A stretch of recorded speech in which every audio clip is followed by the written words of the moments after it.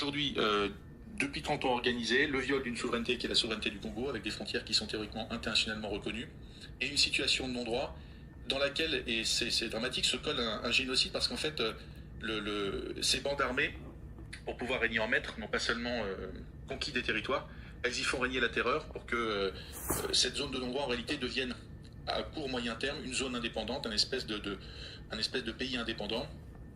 Ils savent qu'ils peuvent bénéficier, ils en ont bénéficié du soutien des démocrates américains pendant plus de 25 ans.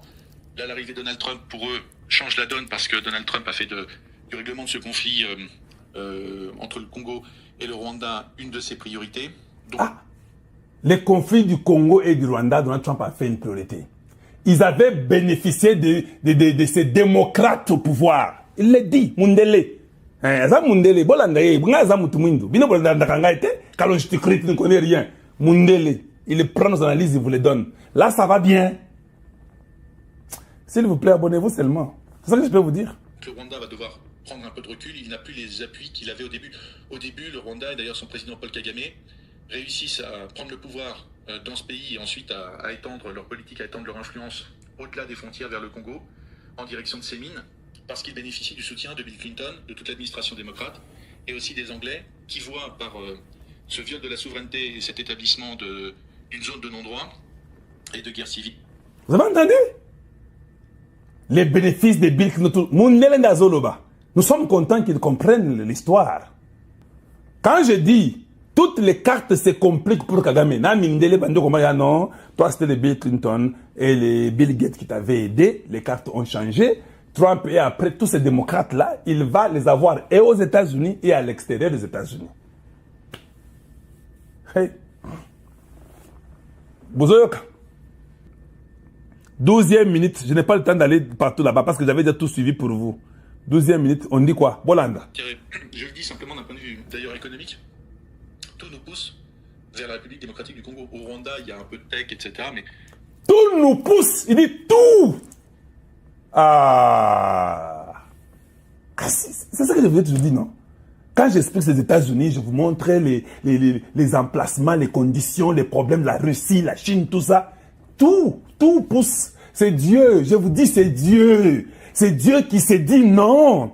Je vais mettre le monde dans les conditions, comme ils ont abandonné le Congo. Aucun pays ne nous a soutenus. Aucun pays africain n'a dit qu'il y a eu 10 millions de morts. Je vous répète ça chaque jour. Aucun, sauf un seul homme du nom de Donald Trump. L'histoire retiendra que c'est le seul président américain qui l'a dit ouvertement, le président le plus puissant au monde, qu'il y a eu plus de 10 millions de morts au Congo. Papa, d'ailleurs, écoute, ceux qui ont été président en place à Tshisekedi Ngaï, un président américain dit seulement qu'il y a plus de 10 millions de morts au Congo. Bon, mais le Soumaïté. Chaque jour, je vais citer le nom de ce président-là. Hey, by the way, Donald Trump a said it. Hey, by the way, de toute façon, Trump a dit. Moi, c'est ça mon discours. Vous passez ici, Trump a dit que vous nous avez tué 10 millions. Vous passez, non, mais Trump a dit. Pour vous contredire, Yaya Kobetabino. Nous, on devait commencer à chanter Trump chaque jour. Même dans les chansons, chante Trump, on fait des chansons de Trump. Des tweets là pour dire que thank you. Bon, mon tweet, il y a Donald Trump. Bino, beaucoup de travail. Peace, Nobel Peace Prize, from Congo, we nominate you. Vous commencez à le nominer déjà. Nobel Peace Prize. Parce que quand il va lire. Et là, les gens qui suivent ce tweet, ils disent, ces jours ici, on a vu qu'il y a des Congolais nombreux qui sont en train de dire que Yoza Nobel Peace Prize pour la paix au Congo et que vous avez dit au Rwanda de quitter le Congo. Écrivez des trucs comme ça, je vous dis, Bangonangaï. Vous pouvez libérer le Congo vous-même. Vous attendez que c'est le président, mais c'est toi qu'on attend. On attend toi, les Congolais, de libérer le Congo. Kenna, tout y a Donald Trump. Loba, you are the Peace Prize, Nobel Peace Prize. C'est toi. You deliver the Congo. You brought peace to Congo. You going to punish Kagame for the 10 million dead. C'est toi qui dois sauver le Congo. Si vous ne savez pas, c'est pas Tshisekedi, c'est toi. Nous t'attendons toi t'attends Tshisekedi.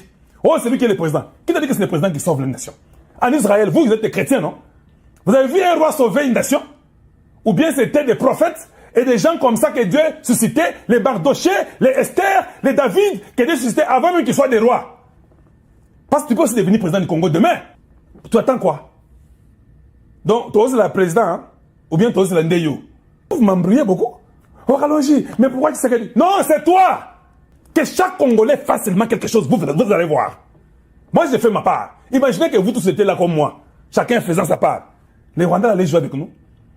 Emmanuel Macron a été très timoré sur le dossier. Il n'arrive pas à se positionner parce que l'intérêt de la France le pousse vers le Congo, mais je dirais les visiteurs du soir le poussent vers le Rwanda, et comme à son habitude, lui en même temps, il n'arrive pas à trancher, alors que les intérêts, je le dis simplement d'un point de vue d'ailleurs économique, tout nous pousse vers la République démocratique du Congo. Au Rwanda, il y a un peu de tech, etc., mais il y a quasiment rien. Il y a du tourisme et il y a un peu de tech.